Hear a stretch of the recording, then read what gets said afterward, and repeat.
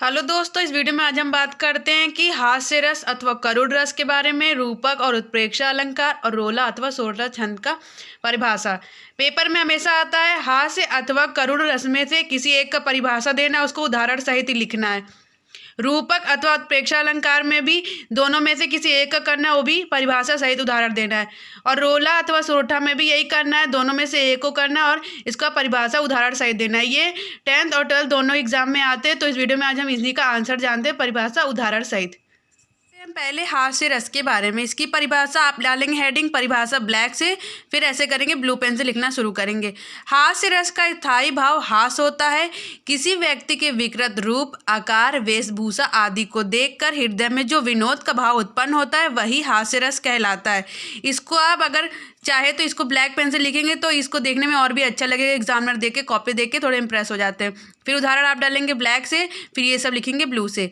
शीश पर गंगा हंसय, भुजनी भुजंग हंसय, हास ही को दंगा भयो नंगा के विवाह में। ये हो गया इसके उदाहरण हास्य रस का। बात करते हैं हम करुण रस के बारे में। पहले आप हेडिंग डालेंगे ब्लैक पेन से, फिर परिभाषा डालेंगे ब्लैक पेन से, फिर ये ब्लू पेन से। इसका स्थायी भाव शोक होता है।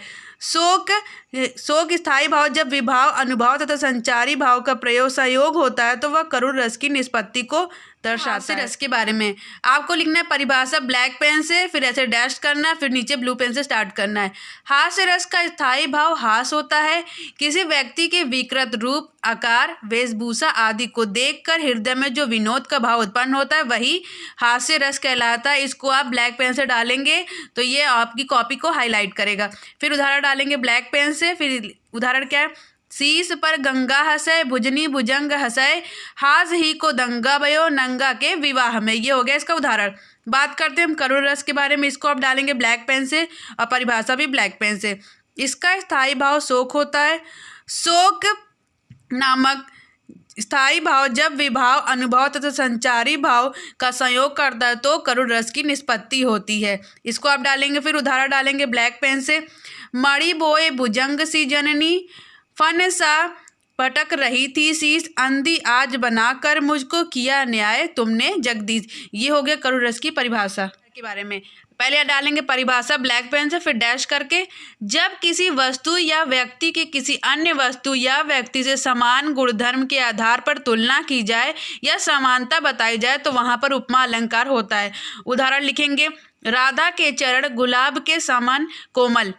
अब रूपक अलंकार क्या है, जहाँ उपमेय में उपमान का भेद रहित आरोप किया जाता है, अर्थात उपमेय और उपमान में अभिन्नता प्रकट किया जाए, वहाँ पे रूपक अलंकार होता है। इसका उदाहरण लिखेंगे ब्लैक पेन से, चरण कमल बंदो हरि राय।